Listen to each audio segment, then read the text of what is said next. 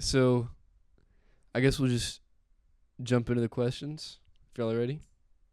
Sure. All right. Absolutely. So where did y'all grow up, and what was your favorite part about that place? Cool. I'll go first. I grew up in Traverse City, Michigan, which is about 4 hours north of Detroit, just south of the Mackinac Bridge. And my favorite part about that place is I really like the four seasons up there. It's really beautiful, kind of all the time. In the winter, it's we get a lot of snow up there, so it's really fun to ski and do outdoor stuff like that in the winter. And then obviously in the summer, being in northern Michigan is just gorgeous. I always joke that like I live where you vacation. It's just very, very privileged to say that for sure. I'm from Chicago, and my favorite thing about Chicago is probably just Lake Michigan and how it's right there. Um, Pretty easy, but that's mine. I grew up in Ann Arbor, Michigan, which is like 40 minutes, 45 minutes away from Detroit, which is where we're based right now.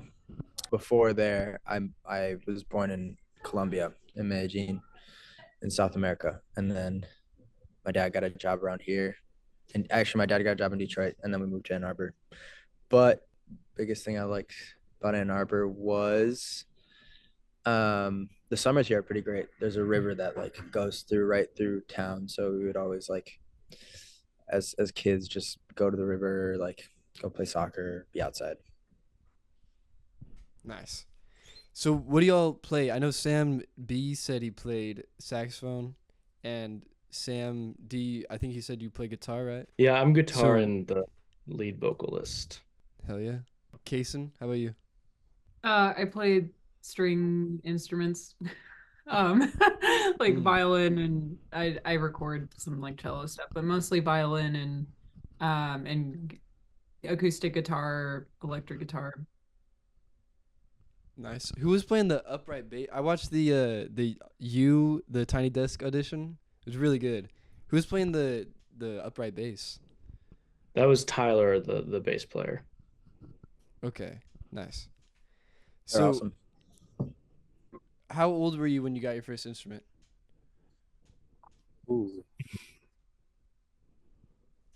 Um, My oh, I think Case and I have opposites. My family, my dad, super big music fan. We would listen to music all the time. So like they definitely took a bit to like get me into it, but I eventually started playing piano because my neighbors in this apartment we lived at, they were musicians and they gave my parents old like a piano that say was completely out of tune. My parents never tuned it. But I started playing piano a little bit on there when I was like maybe like 8 or 9. Nice. um, my I'm very lucky. My dad is a professional musician, professional pianist. So he was also a lessons teacher, and so he got me started really young. I started playing piano around like I think like 4 years old, something like that. On my grandma's like 1830s Steinway baby grand that we somehow managed to get into our tiny little house. So like the house is mostly piano. um, but yeah, I just fell in love with piano. And then I picked up violin around when I was, I think, 6 or 7, um, and was playing violin on and off. But then got really into violin around like fifth grade, where I like started doing summer camps and playing in orchestras. That's kind of when I fell in love with it. And then guitar around like 9 years old. And for me, my nobody in my family really plays music, but my mom had a rule for her kids that you had to play classical piano until you were 18. And luckily, I was able to get out of that when I was in fifth grade because I hated it. Um, and then I switched to jazz or whatever. But my first instrument was a jazz bass, which I begged in for like a year and a half for my parents to get for my birthday. And I don't play the bass at all. So yeah. Yeah, my first instrument was the guitar, but I definitely prefer the bass. Oh, Um, well, it's, Kaysen, you said you mainly play string and that you started on piano. Mhm. So is piano a string instrument? Yeah. mhm. Um, I think it's more of a percussion instrument. I'm of that camp. I think like yeah, there are strings involved, but it's like, well, I don't know. I kind of like see it in the same realm as like the vibraphone, and that's like definitely, percussion. Yeah. But yeah, I don't know. All right. Uh, what's one lesson from your childhood that you carry with you? Y'all can think These are about so this hard, one. these are so hard hitting. Um, You just wait, bro. Shit, I'm I'm starting off with the excited. boring Griffin ones. Griffin came in hot. from my childhood, dude. Um, okay, this one's good. My dad, when I was like, I don't remember, maybe eighth grade or ninth grade or something. I borrowed my dad's bike. He was super into biking for a little bit, and I borrowed it to go somewhere. I don't really remember where, and I forgot like the chain, but I had to, for whatever reason, I had to like run into whatever I was doing because I was late. And so I like just like kind of hid the bike behind something. I was like, oh, it'll be fine. Like I'll be in and out of this place. And when I walked out, the bike was gone. So someone had stolen my bike, and I like tried all I could to try to find it because I had just been in there for like a little bit. But by that time, whoever had taken it had like already gone. So I reluctantly had to like call my dad, tell him what the situation was. Like, I'm so sorry. Like, I lost your nice bike. Maybe not lost it. Maybe someone stole it. And one of the first things he said was like in Spanish was no dar papaya, which literally translates to don't give people your papaya, which translate that however you want. But basically in Colombia that means like don't like hand off, like don't allow stupid things to happen to you. Don't like put yourself in a position where bad things might happen to you. So I guess long story short, I don't give people papayas anymore. That is my childhood story right there. Damn. Nice. I might use that, dude. I have to remember that. That's funny. Mine's probably just my parents are from the South, so I have a lot of classic little Southern etiquette manners that I just have been ingrained in me. So a lot of those, open the door for people, how to set up a table, stuff like that. Big one. Yeah. Same I here, can see man. that. I love that. Yes, ma'am. Yes, sir. Yes, ma'am. Yes, sir. Yes. Um, I think mine that comes to mind like music-ish related is always bring an extra bow or check to see if you have your bow in your case before you go to the gig. Um, in high school, well, actually, even yeah, around in high school, I was playing like weddings, just solo violin, classical stuff for weddings, and there was one time where I showed up to the gig and and of course like I was already late, which like classic high school. And like I'm getting my instrument out ready to play for the ceremony, and I forgot my bow. Like, I brought my violin and I forgot my bow, which is ridiculous. But luckily I had a friend who lived kind of close by who also played violin. And so like I begged her to bring me the bow. But yeah, it was terrifying. So always bring an extra bow. Dude, you have I swim. You have no idea how many swim meets I've gone to, and I have forgotten my swim trunks. Mm-hmm. Like at least 3 times. I just don't have them with me, or my goggles, or my cap. Are you allowed So I to swim definitely feel without your that. swim trunks? What do you? I mean, you can't swim naked.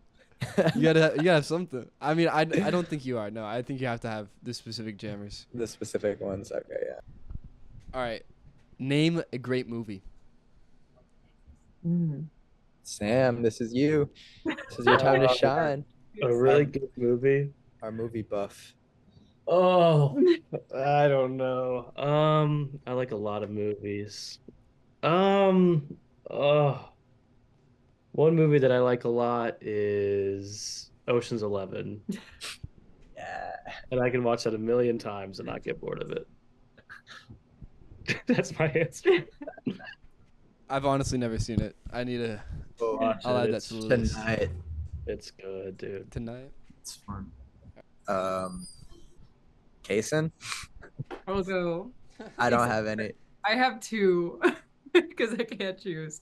One is Go. Stop Go Making for it. Sense, the Talking Heads concert film that definitely like shaped me in a lot of ways.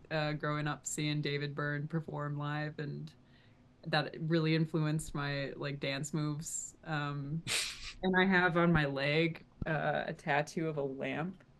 You can kind of see. And in the movie, or I guess like in the performance, he starts dancing with a lamp, and that has really stuck with me. The other movie is Hausu or House in English, but it's a 19. I think it came out in the 70s. It's a Japanese like camp horror film, and it's I don't know. I'm not gonna like go into it, but you should watch it. Anyone out there should watch that one. Sounds interesting. Sam B, you got anything? Um, dude, I'm trying to. I feel like I'm in the hot seat. I don't even know. Oh, you got it, Sam. Come on. First one Um, off the head. for whatever reason, I'm not even that into this movie, but it's the first movie that came up. I like Donnie Darko. I'm not like a cult fan, and that's like a classic, like, of course. Uh, but I liked it when I was in school a lot. It was fun to watch. That's a bad answer though. I'm not gonna lie. No such thing, bro. No such thing. How about a great album? Hmm. Sam. This You go. a great album. I really like This Is Happening by LC Sound System. That's been one of my favorites forever. I this isn't like my favorite album of all time or anything, but I was just listening to Jeff Buckley's Grace, and I forgot how good of an album that is. It's pretty great. Oh yeah. Uh, the whole band is probably like sick of me talking about this album and this band, but Caroline, uh, from the UK, they just have one album out, their debut, and it's just self-titled. And I kind of love like everything about that album. The cover art is gorgeous. Their very unique sound is like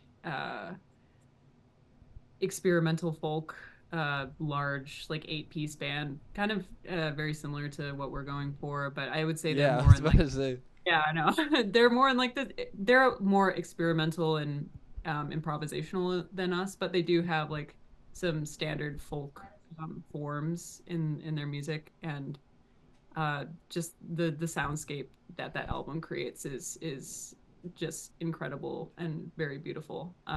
And I definitely take a lot of like string influences from the two violinists in that band. So Nice. Yeah, I was gonna say it sounds like y'all are you're describing yourself for a minute there. So y'all all went to the University of Michigan, right? Yep. That's correct. How did y'all decide on the name Kingfisher? Um, Ah, I just remember at the first rehearsal that was just kind of the name that was chosen and we went with and we haven't changed. Um, at some point I remember it being in a list of different names that I was trying to come up like I was like trying to come up with like it was like it started off as like a joke list and then it just got more and more serious as more names were added and then at some point I was just like at this point let's just go with this and it's been the name for ever since. I like it. Number one, it's a great bird. Number two, my brother, his middle name is King, and our last name is Fisher. and he's named after like Oh, hell my yeah. great uncle, who was like apparently like some sheriff dude who like was really popular back in the I don't know 1800s or something. Damn. It He actually connected named the somehow band on after some. your brother. Your band your brother. Not many people All know right. that. So what exactly is on the album cover? That is a good question. Good question. Um, let me pull it up. I want to just look at it again real quick. That is so silly. But It's a It'll show destroyed on screen right Polaroid. now. I think it's like a microwave Polaroid. yeah, that's basically what it is. It's the back end of a Polaroid that was microwaved and then peeled off, and then we like typed stuff on it. So all of our covers so far have been like all like analog things that have been destroyed. So they're all like Polaroids that have been destroyed in one way or another. That's sick. Does that like relate to the meaning of any of the songs at all, or is it just something cool you'd like to do? I think a little bit. I think with the first album, we have a little. There's 7 of us in the band, and we have 3 people who help us with visuals, or just we call them the visual team. And They're so we were awesome. talking to them about like the singles and like releasing visuals along with the album. And so for our tiny little album release month or whatever, we came up with like, you know, there's a lot of like acoustic things that happen in the album, but also especially the first one, there's a lot of like also electronic stuff. And so how do you take something like analog and, fuck with it to make it more digital or whatever, and so we landed on doing the taking Polaroids and then just, you know, either editing them in post or like destroying them or, stuff or whatever. But yeah, that was I would say the loosest definition of our plan for imagery of the album. Nice. So, quick question: how did you get that bass in Holy Hell? Like, how did y'all make that sound? Because that sounds insane. That sounds so sick. Yes.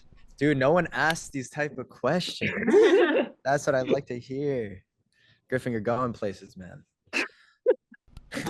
From what I remember, we recorded it's a baritone guitar through like I don't even know where it is, like a $90 Fender Mustang amp that's just set to whatever loud distortion, and we recorded it like 8 times in a row over each other. Yep.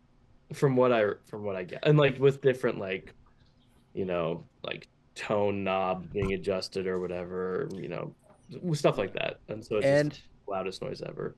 secret, we also used oh fuck. What's the little baby amp? Oh, a pig nose. We use a little pig nose that's completely fucked for a layer. And Saturn plugin is like the thing to go. It's like a saturation plugin and isotope crash. Those things have helped a lot for that like distortion sound. Yeah. I'm gonna have to write all that down, try it out, because that is such a cool sound. And I guess if I'm asking questions like that, how did y'all do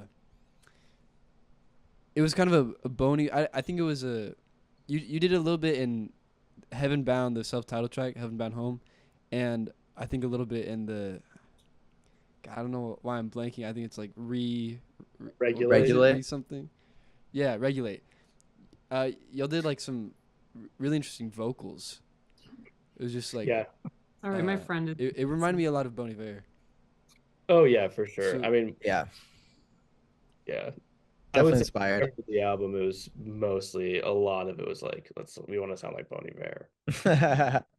Which we've I gotten mean, some, that's a great artist to go pushback for. on. What? Yeah, I know. I'm not kidding. Yeah, some people, we I got think a lot of people are just like, oh, it sounds really cool, but you sound it's a little clear. bit too much like. Which is fair. That is we got some samples. We've got some stuff like some of us like singing. We got like some chopped up stuff. My favorite thing actually, which we had to cut out a lot of it, was Sam DeBose just singing into his laptop microphone for Oh, for Heaven Bound Home, yeah. for a lot of those like vocal things, and then just fucking with them. A lot of it wasn't super usable, but some of it was, and it sounded really cool. Dude, I love that. Just like I try to do that all the time. I think that's the main thing I try to do, just because it's rare when you do it right, but when you do right, it's such a rewarding feeling of just like taking a completely random sound and just, or not necessarily random, but just kind of out of the ordinary and trying to fit it into something that you're working on. So much fun. No, definitely. It's very fun. Yeah. I mean, the main drum thing at the very beginning of Heaven Bound is a little fill in a song that's on the new album. That's just loop like 2 seconds of it just looped over and over again. Yeah. And you know, yeah, it's just very fun to Sorry, do that. you said new album and I just inhaled my water. When's it? Do you have any information on that? Um, Um, it's I mean, we're hoping we're by the so end of it. close. We're so close to being done recording it. But new things keep popping up, and so we're kind of in like the final stage of like overdubbing a few things slash like, getting it ready to be mixed and all of that. And so we're hoping in the next, you know, 7 to 8, I don't know. I have no idea. 7 to 8 months for sure. Well, it will be out. All of it will be out. And singles before that. But that's what we've been as of the last like month and a half, we've been definitely going with like release some stuff over the summer maybe, and then the full thing in the beginning of the fall. But who knows how things will go. Sounds like there's gonna be a second interview. Oh, oh, for sure. Anytime. Absolutely, Griffin. 5 interviews every month. Hell yeah, bro. Hell yeah. All right, so I got 3 more questions, but they're kind of the big ones. Cool. So what does y'all's process for creating a song look like? What step in that process means the most to you personally, and what step makes you feel most connected to the other members of the band? Is that one question, or are those the big three? Though that's one. That's one of the next. Okay, cool. Whew. Can you repeat it one more time? Sorry. No, you're good. You're good. So what does y'all's process for creating a song look like? What step in that process means the most to you? Like, do you get the most fulfillment out of, I guess? And what step makes you feel most connected to the rest of the members? Um, I would say for me, um, the process pretty generic, like generally speaking. I'll come up with a bit of a song, bring it to the band. Everyone will make it way better than it would have been, and then we'll record it, and then that's usually how it's been going. The part that's the most fulfilling is probably the in between for me personally, the in between of bringing like the song that I started and then seeing it be, quote unquote, formed into something that is that we all really, care about and really like. In terms of the thing that brings me the closest to everybody, it's for sure when we like are in, let's say, this room or in a room all together, and I brought the song and we have officially like figured it out, like specific parts or harmonies or arrangements or whatever it may be. Even just like structure, we figured out the structure, whatever. That's definitely what I feel like as a band we are the most like the tightest. Whew. I like that. Um, for me, personal fulfillment, I think, comes from making the next step work from after we've figured it out. I really love figuring it out live and in the room, but I think for me, being able to translate that into a recording and making a mix, or like the prop, that prop is a weird word, like the thing people are going to be listening to in their headphones, making that work is so fulfilling to me when it actually does work, because 90% of the time the stuff we're doing doesn't work. So when it does work, that's super fulfilling. The problem with that is it's ends up not being super, at least as of right now, is not super connecting with everyone else in the band, because sometimes it ends up being like me or Sam just like sitting in front of speakers for hours until things are working the way they should. But I think playing through songs, the same as what Sam was saying, is like super fulfilling and connecting, I think. I think it's already been kind of the main points have been covered, but I'll add that as like a string player and like a part of the horn section.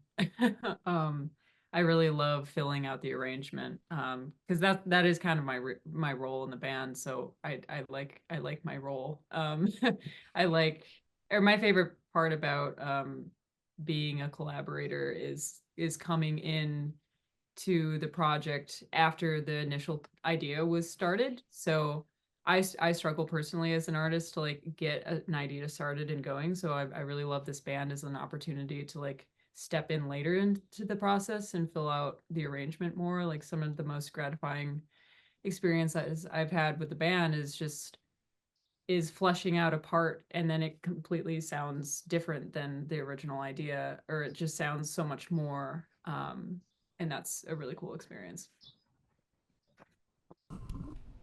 How many times have y'all been like?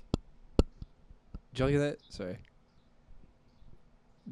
How many times have y'all been like staying up late at night, just like thinking about a song, and then it pops in your head like, oh, this song needs a I don't know saxophone here or a bass there, and you like kind of sketch it up and you like text everyone. And you're like, does that ever happen? Just like those big kind of breaking moments. I would say the exact opposite for me happens where like we'll be listening it until like 4 a.m. or whatever, and it's like, oh man, this part sounds like ass. And then what do we need to do to fix it or whatever, you know? I think for me, like what'll happen is like if we're in a rehearsal or something and Kaysen plays a part that's awesome, that's like, oh, that's great. But usually for me, like the it's like the light bulb moments are more when it's like something doesn't work. Um, for me personally, that's because like Yeah. usually Personality type. yeah, well, because usually like when we're playing it like in a room, it's like it sounds great and like every part is like hitting. But then when we take it and we record it, there's always something where it's like, damn, do we really need that trumpet part or do we really need that guitar part? And that for me is like the 4 a.m. is like a hellish hour for me. I That's think that's just me though. That's me. I also I don't have these like eureka moments. I feel like maybe it's happened to me a few times here or there, but I feel like my like biggest like aha moments are when I've been sitting with something for a while and it is finally working. I think that is my big aha moment. But I've never like it happens every once in a while, but I've never been like wake up from a dream and like immediately like, oh my god, yes, things are fucking finally working. Not. I wish that was me, but it's not. Jason. um yeah, I don't know. I think I just have the brain where it's like when I'm working on something, I like put put everything into it, and then when I stop working on it, I'm like on to my other obsession. Mm. You know? So it's kind of it's really easy for me to like compartmentalize. So when I get in the studio and we're working, like I think that's when I allow myself to like fall into it completely and get obsessive about it. And I think that's when I'm like, oh, I'm gonna like add this and I'm gonna add like add. And like we're all really good at adding things. um and so that's why the album right now is sounding like really chaotic at times. So we're at a stage where we're pulling out and refining. So there's not a lot of like eureka moments of, oh, I like this needs this like this other additional part. Like it's usually like, wait, okay, we have a billion parts. Like how do we strip it down? Like Sam was saying. Yeah, like an example was like Seminary is a song on the new album. Sorry, I didn't mean to cut you off. I was just like Oh got yeah. excited. It's like yes, but where there was a time where I really loved it, and then there was a time where I really hated it, and it was not working. And then we did the simple thing of I don't know who thought of it or where it came from. We were just like, let's just take out the drums in all the first half of the song, and it allowed things to breathe. And then when the drums did come in, it really like solidified that part, and that was one of those things where it's like, let's figure out how this is gonna work. And when we did, it felt a lot better.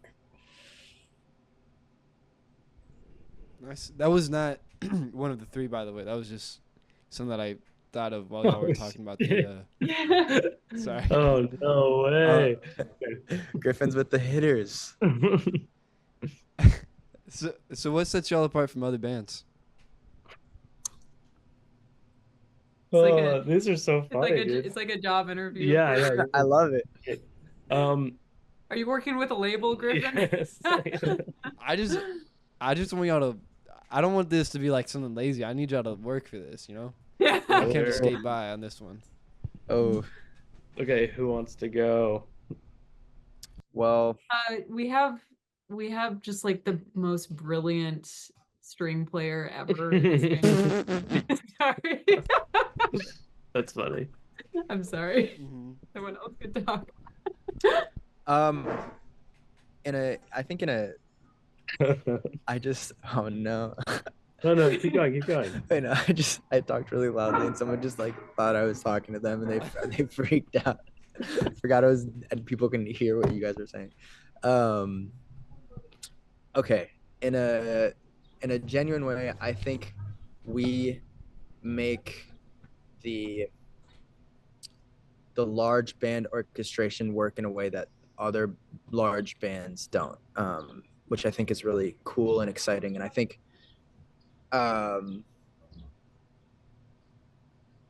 this is going to happen with any band that has multiple players and multiple instrumentalists. We do get influences from many different places, and I think that ends up leading us into these really like having a larger range in what we're going to do for an album, for example. But I think we're still trying to get it right, but I think we're able to make our like dynamic range is pretty broad, which I think is pretty exciting for a band. I would say that when I think of us versus different bands, and this is kind of like Kaysen's joke, but like I'm dead serious. Oh, We no. we have Connor, we have our alto player, who is He's like best, he's the best. wholesome guy. No, I'm just kidding. But I don't know. There's just like there's seven of us, and there's a lot of like people who are very good at their instruments who are in the band, and they all care very much about it. Not that every band is literally just that, but for us, I feel like I don't know. I just think we have Oh my Never God, what mind. the fuck are you gonna say? Nothing. I was gonna make a joke, but I'm not gonna make it. No, no, I no, just no, think no, go for it, bro. well, I just think Connor is so good at the goddamn saxophone that it kind of outplays any other band because Connor is so good and it's so fun Dude, watching. he would be pissed if he knew you said I know that. Connor would be like, "That's so embarrassing," but I love Connor. Connor is so good at the saxophone. Get him, if anybody listens to this, Dude, get him gigs. Get him gigs. Is he the Anyway. blonde one or? Yes, the blonde Yeah, one, the blonde funny one. looking blonde one. Big blonde. He's so good at saxophone, dude. Crazy. Bro, yeah, on the Tiny Desk audition. No, I mean, Yeah. I can definitely. Yeah, he sounds really good. The saxophone in all y'all songs sound really good. And Sammy Rubé is also Good very, shot. very good at saxophone. Connor is You see the favorites? Do you see this, Griffin? Do you see? This is gonna everyone's split us so apart. good, but everyone knows what I'm talking about. Connor is so good. Connor's so good, man. Connor is so He's good. great. I love Connor. No, He's so I good. think every band has that one guy who just everyone knows is like so gifted at their instrument. Like my buddy Thomas, like I don't think I could. He has basically mastered the drums, dude, and he's only like 18. Mm-hmm. This last question is a little more about the lyrics, so and like the meaning of the album, I guess. So if y'all don't want to get too much into that, that's cool. But what I've picked up so far from the album is it kind of feels like you're using like the earth as like a metaphor for a loved one, or maybe the other way around. I don't. Again, I don't know. I feel like I'm picking up something new every time I listen. I'm just really curious on how that concept kind of came to be and what it means to y'all. If y'all want to speak to that. Oh, that's a tough one. I would say That that is all you, Sam. yeah, I'm so okay. I would say that that's tough. I think like man, I'm trying to even think about the last album. I think there's I tend to write lyrics, not really anymore. Or with that last album, there were definitely a few songs where I was trying to write as generally as possible. And not too like some things like that are very specific to me and you know, people in the band know, whatever, stuff like that. But I think for me, especially with Bon Iver, I think have a lot Bon Iver has a lot of very like not I don't want to say like loosey goosey lyrics, but lyrics that just kind of like don't really make sense, but still really feel really nice and like mean something to individual people. And so I think with the last album, I was very much into that, like, trying to trying to write lyrics that were like that. Um, Other than a few songs where like it did get specific or whatever. And so in terms of like the imagery with Earth or whatever, like I know in this album there's a ton of water, um, at like water lyrics or I feel like there's a ton of consistencies. And I think it's really just about like at this point now, I mean, we're so early on in our career, but it seems like for me, like album to album, it seems like lyrics very much like the songs I'll write are all or the lyrics I'll write for an album are all very specific to that album, and there will be a lot of continuous like imagery or whatever that pertains to, I guess, like the collection of songs we're making, and like that's very much influenced by what we do as a band and all that. So I don't know. I feel like it's hard to talk about lyrics just because like sometimes they're so loose or so metaphorical or just like not even they're just like nice lines versus sometimes they're so ultra specific. And so it's like it's hard to just nail down like themes and stuff. But yeah, I mean, yeah, that was But a long. it is interesting to hear it because I've heard like different things Like from different theories. people. Yeah, theories or whatever. And like, it's just when you put out like a piece of, if we want to call it this, a piece of art in the world, um, really what happens is like a conversation. We're creating a conversation, we're giving something, and then other people are like responding to it in some way. And if that means like finding a metaphor for like the earth being like a loved one or something, that's awesome. I don't know if there is a specific thing like that, but you're right, there is a lot of like water imagery. Not having written any of the lyrics, maybe like a line here or there. um, it is cool to just like see everyone else's like different perspectives and stuff. Like Grip Your Fist, that song, like the lyrics were written in like 20 minutes or something. Like that one was especially like, that was like very experimental track. Like, let's just do whatever and see what comes out of it. And like, I've heard actually Kaysen's partner gave like this whole theory behind it. And Sam and I we just chuckled to ourselves because there wasn't anything like thematic, but someone found that theme in it, which I think is really cool. And part of me is always like hesitant to even say that because I don't want to be like take away from people's, like enjoyment or their perspectives on it. But yeah, I mean that's the thing. Like some of the lyrics, like Grip Your Fist took like 10 minutes to just quickly jot down that worked. Other songs took like with Years. this album, I mean like there's I've said this, but there's songs that we've been playing for 2.5 years that like we still don't even really know if it's like a song called Emily. That song, holy my God, dude, those lyrics keep changing. And at some point they just have to stick. But I don't know. Yeah, it's a fun process, personally. Yeah. Man, I've been digging for gold in an empty mine, dude. I feel like just No, something. actually, Yeah, there there's is actually no meeting. no, Yeah. actually, No, There's actually no, that no. there's actually Listen, no here's the like thing. story to the We're album. actually lying to you, and there's a very, very specific theory, and someone has gotten it right on the internet, and we're not. No, I'm kidding. We're not telling you. it's like the Imagine Dragons name. No, no, no. There's definitely meaning. There's definitely a lot of meaning. There's definitely a lot of No, meaning Like, yeah. I was a just lot messing of it. around. But no, like I know. But I remember we were making this up, and like even like Reichenbach Falls into Talus. Like Talus is the bottom of a um, waterfall. Yeah. And Reichenbach or something like that. It's something to Something do like that. I don't know. something to do with water and rocks. So there was like definitely like some thought, but not really. Well, I don't know, All right. dude. Yeah, whoever wants to make meaning, they can definitely find that shit. Yeah. I'm Can I done just- talking. I just want to tell y'all. Spoken like a true determinist. It's so funny. I just want to tell y'all what I thought I was picking up on. Yes, please. Please, that is awesome. You could be Please. right. Okay, so Reichenbach Falls. You say something like, "I felt you in the weather," right? and most of my ideas come from like Heaven Bound and Reichenbach Falls and Do You Think I'm Pretty? That's Sure. where like most of my thoughts on like the lore, the non-existent lore, come from. But you say like, the rain's warm, take it slow. Do you feel the afterglow? The lake breathes when your body flows. Okay, now that I know that there's not really, I kind of feel like y'all are gonna think I'm crazy. Give it. No, because No. There could This be makes me meaning so that line. happy. There could be a meaning to that line. So Keep going. the lake breathes when your body flows. I imagine that as like veins and like comparing veins to rivers because the lake breathes when your body flows. I don't know, Sure. like Fire.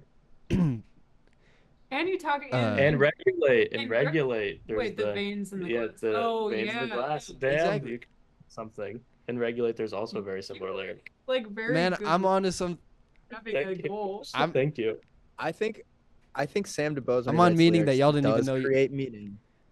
He does. Uh-huh. Sam DeBose creates meaning when he writes lyrics, and sometimes doesn't even know. He just doesn't even know it.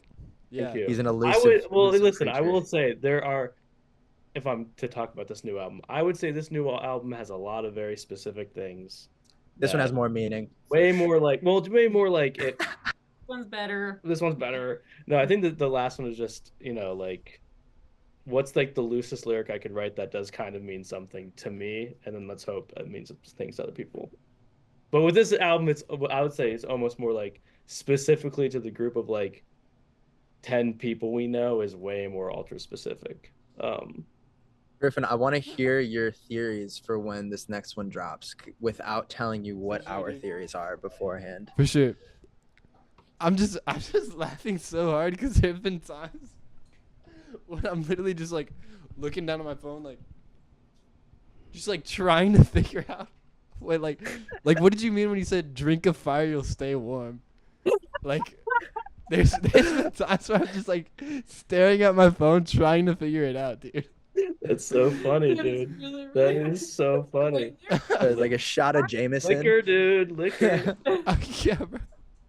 Yeah, That's so funny. yeah. Dude, Well, that's great. this has been a lot of fun, guys. Yeah. I think definitely. okay, if I may say something, Sam B, you said like if you even want to call it art. First of all, dude, this album is fucking art. Like call it what it is, bro. This Thank thing you. like I cannot wait to see what y'all put out next. It's fucking amazing. And I think Thank you. whenever I asked y'all what sets y'all apart from other bands, dude, so much. I feel like y'all have like created this whole other genre, man.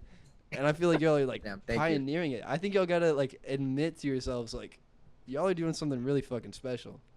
Thank you very much. Like Thank you. Very nice. of course. Yeah, that really means a lot, though. Are you by chance Dubious Mon on Rate Your Music? What? Is that like Sorry. someone who says There's somebody on Rate Your Music that is just in our corner who likes us so much, which is very nice. If they see this interview, yeah, we know Dubious that Mon we is shout out to you. free, Shout a out to free Griffin too. record for shout out Dubious Mom? Dubious Mon is Dude. so chill, dude. Hey Griffin, though, we appreciate that. Yeah, That's thank you always very good to much. hear. Yeah, thank you. Because it's tough Yes, as sir. a young band to figure out what we're doing. So we're just trying to make it Yeah, happen. just stay confident, man. Stay Yeah, confident. definitely. Appreciate it. Thank you. We're excited about this new record. Yeah, That's all I'm definitely. gonna say. Dude, so am I. I will text y'all the day it comes out. When are we doing the interview? Yes, definitely. All right. Day of. Hell yeah. All right. Sweet. It's been a lot of fun. See y'all later. Yes, definitely. All right. Bye. Thank you so much. Peace.